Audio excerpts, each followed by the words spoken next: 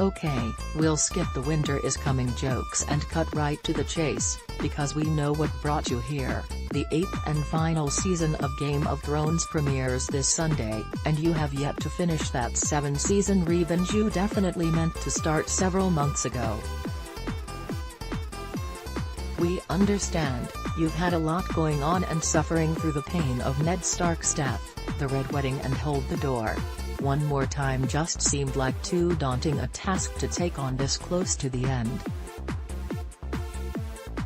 But since it's been 590 days since the HBO fantasy series Season 7 finale aired, and that's a whole lot of time in which to forget the history of the Seven Kingdoms, you really should catch up, now if you want to be prepared for your return to Westeros this weekend.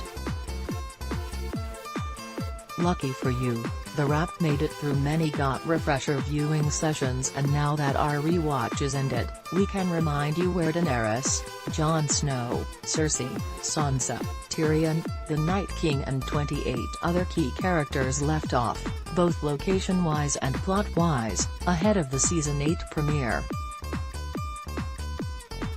Also read, inside the Game of Thrones Season 8 world premiere, Kit Harington leaves early, free popcorn and one killer spoiler warning: Daenerys Targaryen where she is physically, following the giant dragon pit summit with Cersei in King's Landing. Daenerys is currently on a boat headed from Dragonstone to White Harbor, as she, Jon Snow and their allies sail to Winterfell. More specifically, she's in bed on that boat having with Jon Snow, where she is mentally, still concerned about the pressing White Walker problem after the group meet up at the Dragon Pit, anxious about meeting the Starks and being accepted by the residents of the North and very into Jon Snow. Also, she doesn't know Jon Snow is the son of Lyanna Stark and her brother Rhaegar Targaryen, and therefore her nephew and the rightful heir to the Iron Throne, and neither does he. Another big problem she doesn't yet know: Cersei lied about her intentions to send the Lannister forces to the north to help fight the Night King's army. Allegiance, Team Targaryen, but also Jon Snow. Jon Snow where he is physically, same as Dany, but having with Dany, not Jon Snow. Where he is mentally, probably more worried than anyone about the Night King after showing that white to everyone at the Dragon Pit summit, excited to return home to Winterfell, anxious about convincing the North to accept the Mother of Dragons as their leader after he's finally bent the knee and, clearly, madly in love with her. Also, he still doesn't know his real mother and father are Lyanna Stark and Rhaegar Targaryen, and that he is therefore Dany's nephew and the real heir to the Iron Throne. Also he doesn't know Cersei is screwing them over. Allegiance, Team Targaryen, but still a Stark, except that he's also a Targaryen. Cersei Lannister where she is physically, King's Landing and not moving a freaking inch, where she mentally, she's finally, totally lost it. While she pretended she was just as worried about the Night King and his undead army as everyone else during the summit at King's Landing and said she was totally willing to send the Lannister troops up north, that was all a lie. Cersei has no intention of helping anyone and just wants to wait for them all to be killed/killed each other. She is so serious about this that she was going to have the Mountain kill Jaime for siding with Dany and Jon and pretty much everyone else who wants to live. She's also pregnant with Jaime's baby and in cahoots with Euron Greyjoy, who is helping her obtain the Golden Company, a team of mercenaries, to fight on their side. Allegiance, Team Cersei, Jaime Lannister where he is physically, heading up to the north, where he is mentally, really freaked out after realizing his twin/lover/mother of his unborn child, Cersei, is off her rocker. After everyone converged in King's Landing to see a White in person and learn about the Night King's advancing army, Jaime knows the White Walkers are a real threat and he wants to join the others in fighting them. However, when he revealed this to Cersei, she called him a traitor and tried to have the Mountain kill him. And well, that was enough to finally get him to give up on her allegiance. Team Not Cersei. Tyrion Lannister, where he is physically headed from Dragonstone to White Harbor on a boat with Jon and Dany, as they make their way to Winterfell. He is also awkwardly creeping outside the door while they have, looking very worried about the coupling going on in there.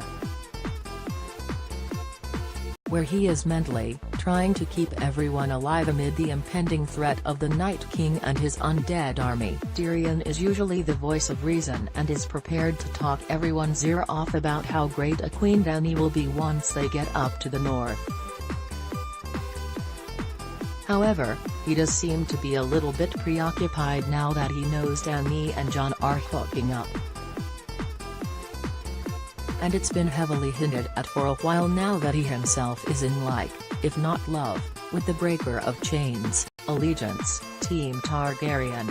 HBO Arya Stark, where she is physically, Winterfell, waiting for Jon to come home and introduce Daenerys to the family.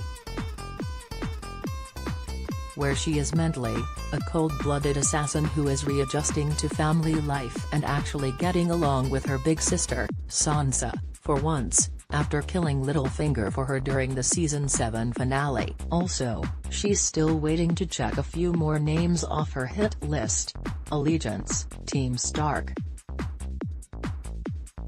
Sansa Stark, where she is physically, where she is mentally, the Lady of Winterfell is finally rid of Littlefinger's manipulations and closer than ever with her little sister, Arya.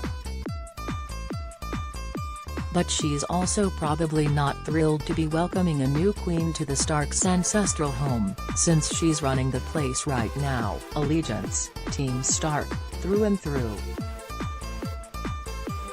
HBO The Night King, where he is physically, on a zombie dragon, having just blown down the wall with the creature's icy/fiery breath to allow the White Walkers into the north, ready to kill all of the humans. Where he is mentally, honestly, who knows? Allegiance, Team Undead. HBO Bran Stark, where he is physically, Winterfell, probably by a fire or under a tree. Where he is mentally, all over the place, as the three-eyed raven should be, but currently waiting to tell Jon that he's the son of Rhaegar Targaryen and Lyanna Stark and thus the heir to the Iron Throne, and also Dany's nephew. Allegiance, Team Starkish. He's got a lot going on, so hard to tell. John Bradley as Samwell Tarly. Photo, Helen Sloan. HBO, Samwell Tarly, where he is physically, finally out of the poop library and back in the north with Gilly and little Sam, hanging with Bran, where he is mentally, probably feeling pretty good, as the only guy in Westeros who got to tell the three-eyed raven something he didn't already know.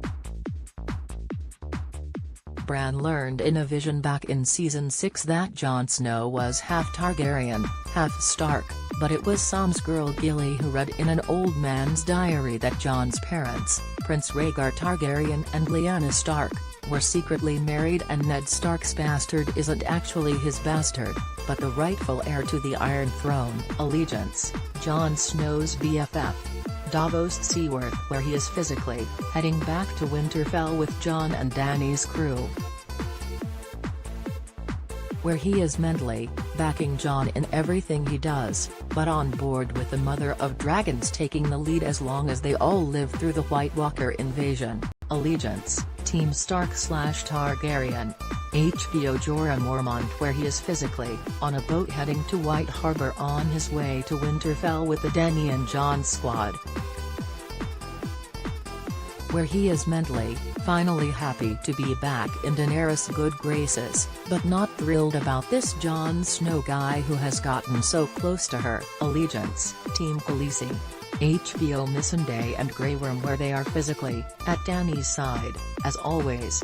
Where they are mentally, off being the cutest couple in Westeros.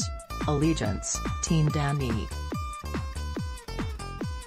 Varys where he is physically, on that boat with the rest of Team Dany, where he is mentally, after years of scheming to lay the groundwork for the Targaryen return to Westeros, Varys had a relatively quiet Season 7 serving as an advisor to Dany. Although he did receive a rather ominous prediction about his death from Melisandre before he ran her out of town.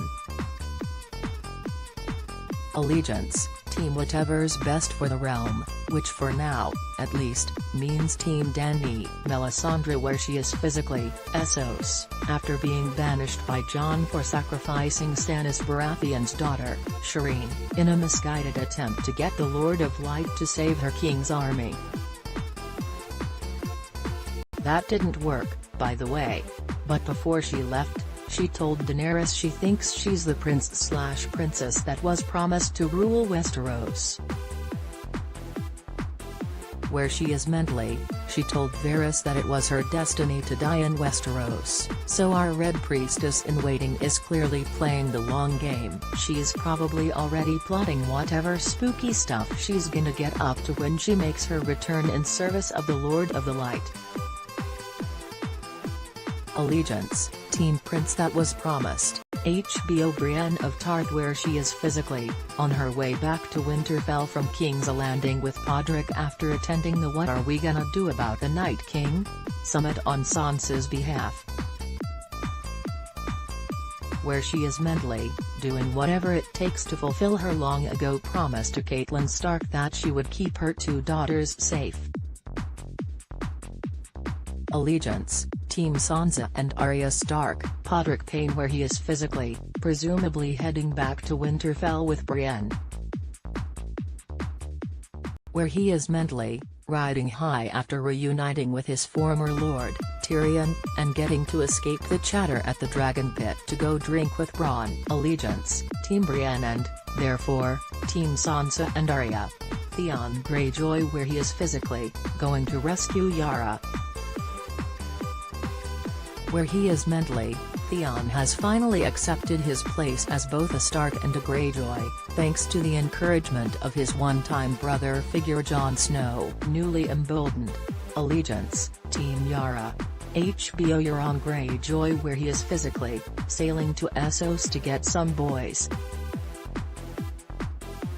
Where he is mentally, recently engaged to Cersei, Euron has been sent across the Narrow Sea to collect the Gold Company, an army of mercenaries, since just about everyone else in Westeros has come together on Team Stark Targaryen and she needs some muscle. Allegiance, Team Cersei. Yara Greyjoy where she is physically, Euron's prisoner on a boat. Where she is mentally, mad at her uncle for kidnapping her and mad at her brother for jumping into the ocean instead of trying to save her. The only worthwhile Greyjoy. Allegiance, she swore allegiance to Dany a while back in exchange for a position as ruler of the Iron Islands.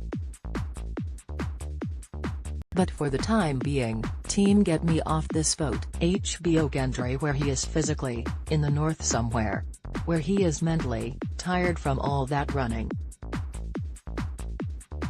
Gendry was last seen putting 4 years of rowing experience to work and single-handedly saving Jon's crazy zombie capture mission with a life-or-death sprint back to Eastwatch. Allegiance, Team Bastard Brothers, aka Team Jon Snow. HBO Tormund where he is physically, when we last saw Tormund, he was at Eastwatch screaming run. After seeing the Night King and his newly undead ice dragon Viserion rip a giant hole through the wall. The Season 8 trailers show that he, along with Barrock, survived that destruction. So we figure he's marching south to Winterfell to let everyone know the army of the dead is on its way. Where he is mentally, the threat of the army of the dead was why Mance Rayder worked so hard to unite all the wildling clans. Honestly, we wouldn't blame him if he were a little freaked out right now, even if he'll never show it. Also he's hot for Brienne of Tarth. Allegiance, Team Jon Snow, so by proxy, Stark/Targaryen. Beric Dondarrion where he is physically, with Tormund at Eastwatch, see above, and Hope lighting up his fire sword, where he is mentally, well, he just lost Thoros, more on that below, so he knows his next death will probably stick this time. Allegiance, Team Stark/Targaryen, but more accurately, Team Living. Shandor the Hound Clegane where he is physically, last seen at the Dragon Pit with a zombie in a box. Where he is mentally, still mad at his brother, the Mountain, for burning his face, even though he's basically dead now. Allegiance, Team Not the Mountain. HBO Bronn where he is physically, the last we saw of Bronn, he and Podrick bowed out of the big meeting between the Targaryen and Lannister forces in the Dragon Pit at King's Landing. However, in what little footage we've seen of Season 8, Podrick appears to be back at Winterfell with Brienne. Is Bronn with him or still in King's Landing? Where he is mentally, both Tyrion and Jaime, the two people he's associated with the most, are fighting for Team Stark/Targaryen up in Winterfell. He might be looking for a new friend, or ready to join the fight against the Night King. Allegiance, Bronn's allegiance is to whoever keeps Bronn alive, and rich, the longest. HBO Qyburn where he is physically, as one of the few remaining, living, characters to still be in Cersei's corner, he's still in King's Landing. Maybe figuring out another way to kill a dragon, where he is mentally, at this point, he's going to do whatever Cersei tells him. Allegiance, Team Cersei. HBO The Mountain where he is physically, still serving as Cersei's undead bodyguard, though he did let Jaime go without killing him. Where he is mentally, this mindless drone didn't even recognize his own brother, the Hound, when he saw him at the Dragon Pit summit. Allegiance, Team Cersei. HBO Viserion where he is physically, after dying at the hands of the Night King, who killed him with a very executed javelin toss, Viserion was pulled out of the frozen lake and brought back to life as a blue-eyed undead version of himself. He was last seen burning that huge hole through the wall and letting the White Walkers and their army of the dead finally invade Westeros. Where he is mentally, the whole point of being undead is that you don't have a mental state. Allegiance, this one is in the Night King's corner. HBO Drogon/Rhaegal where they are physically, following the rest of Team Stark/Targaryen up to Winterfell. Where they are mentally, probably a little pissed that the Night King killed their brother. Probably even more pissed when they see the Night King riding an undead version of him. Allegiance, you really have to ask? HBO Peter Baelish aka Littlefinger, deceased, how he died, after scheming all through Season 7 to pit Arya and Sansa against each other. Littlefinger flew too close to the sun, the two Stark sisters schemed back at him and he was executed by Arya, finally paying for his betrayal of Ned Stark. HBO Olenna Tyrell, deceased, how she died, she was poisoned by Jaime after he led the Lannister